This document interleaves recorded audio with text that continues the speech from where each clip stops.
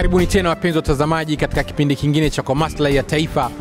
Ndani ya kipindi cha kwa maslahi ya taifa tunazungumza mambo mbalimbali yenye maslahi kwa taifa letu.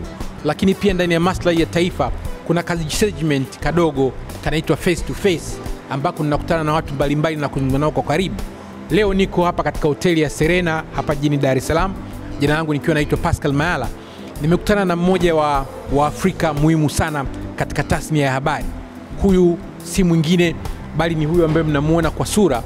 Wengi ambao mtakuwa mnaangalia Straight Talk Africa mtakuwa mnamjua bwana Shaka Ssali.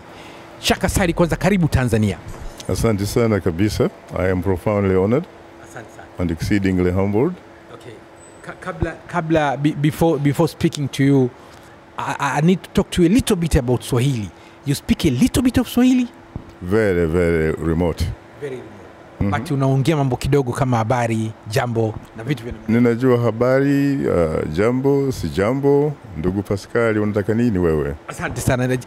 Jamani, this is good news. Bwana Shaka Ssali pia anazungumza Kiswahili kidogo kama mmeweza kumsikia. Lakini jambo kubwa ambalo nataka kuzungumza naye, yuko Tanzania kufanya nini? To start with, what are you doing in Tanzania? Prominent Shaka Ssali of Straight Talk Africa. We basically came here to visit 3 different countries. One was the Democratic Republic of Congo, which is in Central Africa. Another one was the Republic of Zambia, which is in Southern Africa. And the third and last one was the United Republic of Tanzania, which happens to be in East Africa. Essentially, we are on what we would call the democratic transitions in Africa. So we are pretty much looking at the challenges of democracy in these 3 different African countries. Okay. Hii ni habari njema. Amesema amekuja kutembelea nchi 3 za Afrika. Wameanzia DRC, akaja Zambia, alafu ndo akaja Tanzania. Kitu ambacho Shaka Ssali anatembelea, wanaangalia kitu kinaitwa transition to democracy, yani kufikia kwenye demokrasia ya kweli, na sisi tuna kitu kinaitwa African democracy. Before we talk a little bit, can you tell us a little bit who's Shaka Ssali? Shaka Ssali is a kid from Kabale, southwestern Uganda. That is where I was born and partly grew up until years later I moved to the United States of America. Okay. There where you are up to now. That is correct. What is the secret of your success? You're one of the very successful African journalists working for the international media, VOA. You see, Pascal, it is very tempting to want to succeed because there is a saying that success has many, many fathers, but failure is an orphan. So I didn't see any particular reason why I wouldn't want to associate with the former. But having said that, it involves hard work. It involves research. And it also involves whether or not you actually have the passion for what you are doing. And I think I do have the passion. I do have the interest in research. And I also, frankly, happen to be very disciplined so that when I actually focus, when I am looking at something, I essentially focus like a laser beam. Nilikuwa nimemuuliza siri ya mafanikio yake Shaka Ssali. Anasema cha kwanza, mafanikio lazima yawe na malengo. Kwa hiyo siri kubwa ya mafanikio yake ni bidii ya kujituma. Yuko very focused. Lakini kwa mwandishi ili uweze kufanikiwa, lazima kwanza uwe unapenda hiyo kazi ya uandishi. Passion for the job. Lakini kingine, ili uweze kupresent kitu kizuri, lazima ufanye research. Ufanye research na kufanya research yakiwa na maana kwamba uwe una utafiti. No research, no right to speak. Kwa hiyo waandishi wa Tanzania tunachukua mazuri kwa Shaka Ssali, yale ya kujituma, kufanya kazi kwa bidii, kuipenda kazi yako. Last but not least, do you have anything to say about Tanzania? Anything? I can say, of course, I have always loved to come back to Tanzania. I first came here back in 1985 when I was a graduate student at UCLA, University of California at Los Angeles. And I was doing some kind of utafiti here, research, so that I could complete my Ph.D. in cross-cultural communication and history. And I can assure you that each time I come here, it's just like going back home, really, because Tanzania is an incredible country, especially when you look at the contributions of Tanzania's founding president, Mwalimu Julius Kambarage Nyerere, and the subsequent, leaders that you have had. So it's always good, really, to come back home, so to speak. Kama alivyoeleza Shaka Ssali kwamba alikuwa anafanya utafiti kuhusu demokrasia, na sisi hapa Afrika tuna changamoto ya demokrasia haswa katika chaguzi zetu, na kwa kuzingatia kilichotokea Kenya hapo juzi. Labda, what do you have to say about democracy, especially African democracy? It is a very, very interesting question that you just asked, because you know as well as I do that there is this great American president called Abraham Lincoln. He once said that democracy is a government of the people, by the people, and for the people. But what really obtains in most of African countries in terms of, or at least in the context of democracy, it seems to be something that you could probably define as a government of some people, by some people, and for some people. It's a bit challenging. What does that mean? Democracy is supposed to be the government of the people, by the people, and for the people. Mm-hmm. And then African democracy is government of some people, by some people, and for some people. What does that mean? I guess what I'm trying to talk about really is, what I'm trying to say is that for some reason, even though you hear leaders or African rulers saying that power belongs to the people, those people, for most part, really, remain an abstract. There just have to be very few people who actually are in charge of these societies.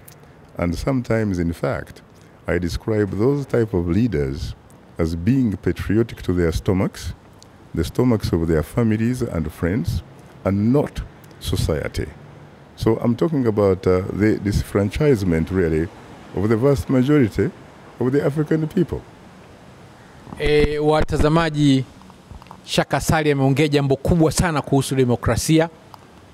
Amenieleza kwanza kwa Kiingereza kwamba kuna great statesman wa America, Abraham Lincoln, ambaye alisema demokrasia ni serikali ya watu, inayoundwa na watu, inaongozwa na watu kwa manufaa ya watu, yani of the people, by the people, and for the people. Lakini kwa demokrasia ya Afrika ni serikali ya baadhi tu ya watu, inayoongozwa na baadhi tu ya watu, na kwa manufaa ya baadhi tu ya watu, na sio kwa manufaa ya watu wengine wote. Na akasema wengi wa viongozi wa Afrika kusema kweli wanajali nafsi zao, matumbo yao na familia zao, baada ya kuwajali wale watu ambao they are supposed to be the people, but not only some people. Anything else? I think that finally, probably, I am tempted to say that what Africa really needs is a point that even a former US President, Barack Obama, said in 2009 in his address from the Ghanaian capital, Accra, to Africa. And I was there covering him. And he said, what Africa really needs are strong institutions, not strong men. Shaka Ssali ametoa kigongo kingine kwamba Afrika inachohitaji, hata Obama alipokuwa akihutubia kule Ghana, alisema Afrika inahitaji taasisi imara, strong institutions, na sio watu imara, yani strong people. Na hii na mimi naungana kidogo mkono na Shaka Ssali. Hata Tanzania lazima tukubali tunahitaji taasisi imara. Kila siku napiga kelele kuhusu kitu kinachoitwa one man show. Pamoja na kwamba tuna rais mzuri Dr. John Joseph Pombe Magufuli, anafanya kazi nzuri, lakini hayo yote anayoyafanya ni bure kama anafanya yeye peke yake. Hatuna taasisi imara nyuma yake za kufuatilia yale ambayo tunatakiwa tuyafanye. Kwa hiyo we don't need a one man show, we need strong institutions ili Tanzania iweze kusonga mbele, Afrika iweze kusonga mbele. Thanks very much. And on top of that, you as a media person, you should also know that Obama actually talks about how even with prosperity, without freedoms like freedom of expression, freedom of the media, that he thinks is in fact a fundamental type of poverty. In other words, without having people who are free to express themselves, even if they were actually well off, so long as they do not have freedom, in his view, that is a fundamental form or type of poverty. Vigongo vinazidi kuteremka kutoka kwa Shaka Ssali. Anasema, Obama alisema, hata kama nchi ni tajiri kiasi gani, kama nchi hiyo haina uhuru kwa watu wake, haina uhuru wa habari, haina uhuru wa kujieleza, nchi hiyo ni maskini ya kutupa. Akiwa na maana kwamba umaskini sio tu umaskini wa fedha au umaskini wa resources. Kukosekana kwa uhuru ni umaskini mkubwa kabisa. Kwa hiyo hata nchi ikiwa ni tajiri kiasi gani, kama haina uhuru wa kujieleza, freedom of expression, freedom of the press, freedom of association, kama hapa ambavyo tumejikuta Tanzania vyama vya siasa vinakatazwa visikutane, then pamoja na utajiri wetu wote, Tanzania ni maskini wa kutupa. Japo ni maneno machungu, lakini ukweli ni mchungu, na lazima tukubali ukweli ili tuweze kusonga mbele. Do you have anything to say about Tanzania? Anything? I can say, of course, I have always loved to come back to Tanzania. I first came here back in 1985 when I was a graduate student at UCLA, University of California at Los Angeles. And I was doing some kind of utafiti here, research, so that I could complete my Ph.D. in cross-cultural communication and history. And I can assure you that each time I come here, it's just like going back home, really, because Tanzania is an incredible country, especially when you look at the contributions of Tanzania's founding president, Mwalimu Julius Kambarage Nyerere, and the subsequent, leaders that you have had. So it's always good, really, to come back home, so to speak. Thanks a lot. Huyo alikuwa ni Shaka Ssali akizungumzia kuhusu Tanzania. Anasema Tanzania anajisikia kama ni nyumbani kwake.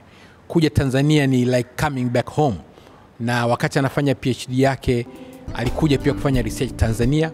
Anasema kuna watu muhimu wa Kitanzania, akiweko baba wa taifa Mwalimu Julius Kambarage Nyerere.